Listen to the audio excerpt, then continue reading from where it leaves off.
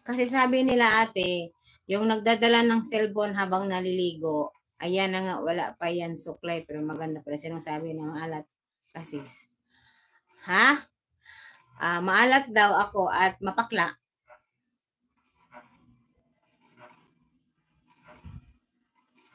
Hindi ko nasabihin kung sino nagsabi. Pero maalat daw ako at mapakla. Yung nagdadala ng cellphone sa sa paliguan, tulad ko at ni Danica, magaganda. Love my own. I love myself. Kahit wala akong panuklay. I love myself talaga. Kita niyo yung mata ko pag walang antipara. Parang inaantok. Oo.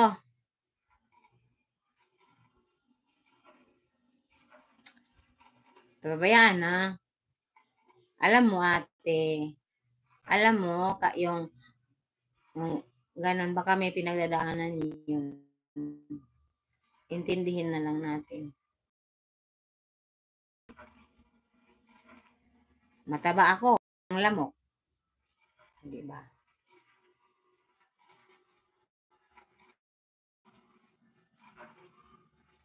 Huwag na natin anuhin kasi baka may pinagdadaanan sa buhay. Frustration, frustrated, yung ganun. So, nabaling sa akin yung siguro. Huwag na natin anuhin. Pabayaan na lang. Kasi nga, kahit ganito ako, taga-bukid na talaga ako. Wala nang magagawa dyan.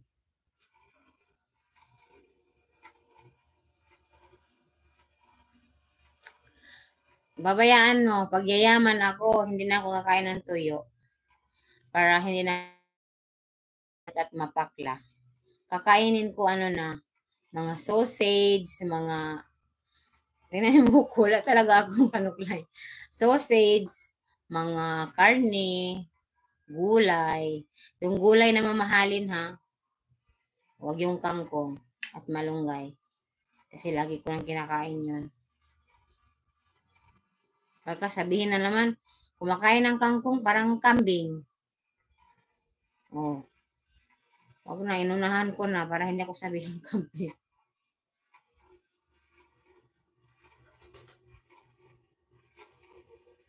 Wala, ang dami mo ngang admirer. Mapili ka lang ate. Ayaw mo lang kasi, mapili ka. Ako kasi, maarte daw ako. Pero okay lang namang maarte. Oo. Maarte daw ako. Alam mo bakit ganun ang mata ko? 2 hours lang tulog ko kagabi. Wala akong tulog, 2 hours lang. Diba, sabi ko. 2 hours lang. Bakit masarap naman ang kangkong, diba? Baka sabihin naman, para tayong kambing. Kumakain ng kangkong. Diba, sinabihan ako mapakla at maalat. Dahil kumakain ako ng tuyo lagi. Oh. Ikaw daw sabihan ng mapakla at maalat. Masaya ka. Pero ako, masaya pa din ako. Kahit sinabihan ako ng ganun. Kasi nga, basta hindi lang ako sabihan na malandi o hindi. Para man ako nilalandi eh.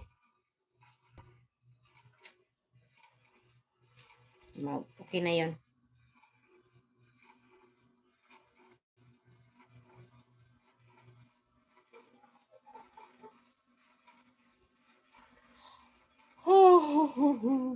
Hoy na. Wala nang hihigit sa'yo. Walang kaparis ang pag-ibig mo.